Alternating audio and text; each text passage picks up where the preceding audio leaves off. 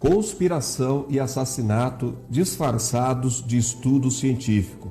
Todo brasileiro precisa saber disso, além da polícia, o Ministério Público e toda a imprensa.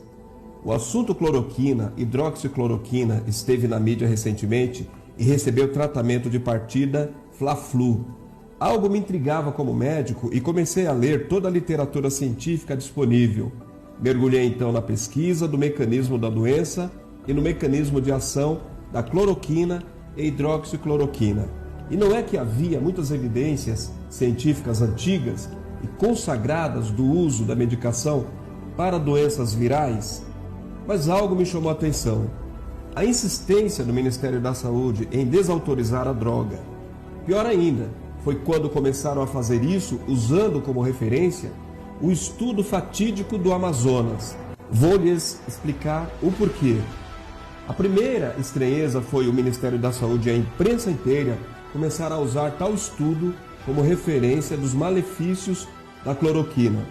Um pequeno adendo: a cloroquina é mais velha e mais tóxica que a hidroxicloroquina, mas no estudo do Amazonas foi ela mesma quem foi usada. Mas sigamos com minhas interrogações e observações para que acompanhe meu raciocínio como médico. A dose usada no estudo foi de 900 a 1.200 miligramas por dia durante 10 dias consecutivos, o que acarretou muitos efeitos colaterais e 11 mortes. Mas aí fiquei curioso, por que usaram dessa dose tão alta?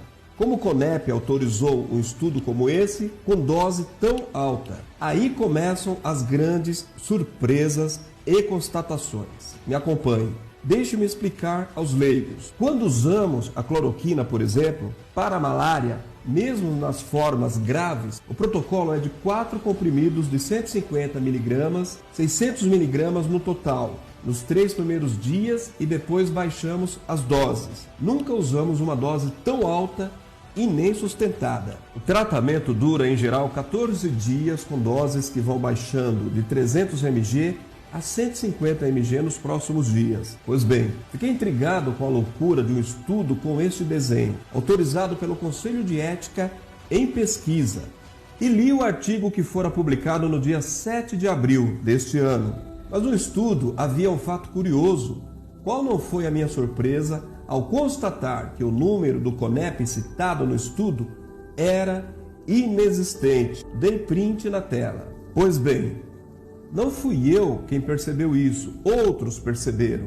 E houve uma veiculação de reportagem no UOL, onde o médico afirmava que aquele estudo sequer tinha autorização para ser realizado.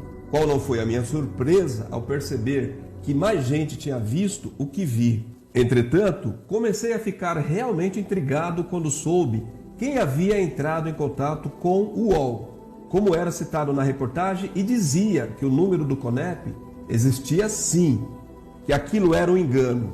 Pois bem, nada mais nada menos que a assessoria de comunicação do Ministério da Saúde, sob o comando de Henrique Mandetta. Mas algo me deixou mais perplexo ainda. O número do CONEP era da data posterior à publicação do estudo. Para quem não entende o que isso significa, vou explicar. Você nunca pode começar a fazer experiências com humanos sem uma autorização do CONEP. Onde já se viu o número de autorização do estudo com data posterior à sua publicação? Aí fiquei ainda mais perplexo. Seria possível? Já não podia crer na intencionalidade de atos tão vis. Queria acreditar que tudo não passava de um engano, de um estudo mal sucedido. Mas minha mente e minha intuição me apontavam as evidências de um crime. Fiquei curioso e pensativo. Se eu fosse o cientista do estudo, seria o primeiro a correr para me defender. Se eu fosse o CONEP, seria o primeiro a dizer: não houve autorização do órgão competente para esse assassinato, a não ser que... Mas espera aí, por que foi a assessoria de comunicação do Ministério da Saúde quem ligou para o UOL para dizer que havia sim um número no CONEP e acabou por oferecer a prova de uma tentativa de encobrir um absurdo desse? Alto lá! Quem é a assessoria de comunicação do Ministério da Saúde? Hugo Braga, conhecido militante do PCdoB. Inclusive, houve escândalo recente de sua renovação de contrato bilionário feita por Mandetta. Mas esperem aí, Quem eram os pesquisadores que assinavam o estudo? Marcos Vinícius Guimarães de Lacerda, médico e militante político da esquerda, ligado à Fiocruz. Os pesquisadores, idem. E para completar, adivinhem quem foi a cardiologista que colocou seu nome no estudo? Ludmila Ajar, médica de Caiado.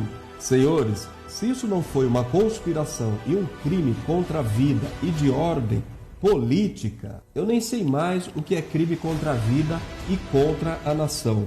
O autor desse texto é o Dr. Paolo Zanotto. Ele é professor da USP e reconhecido pesquisador da FAPESP.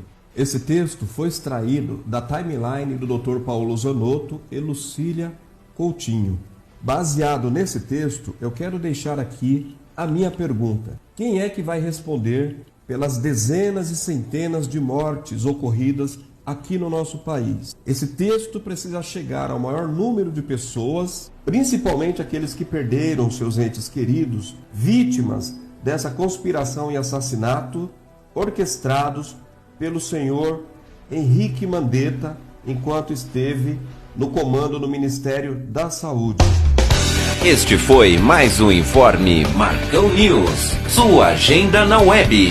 A qualquer momento tem mais.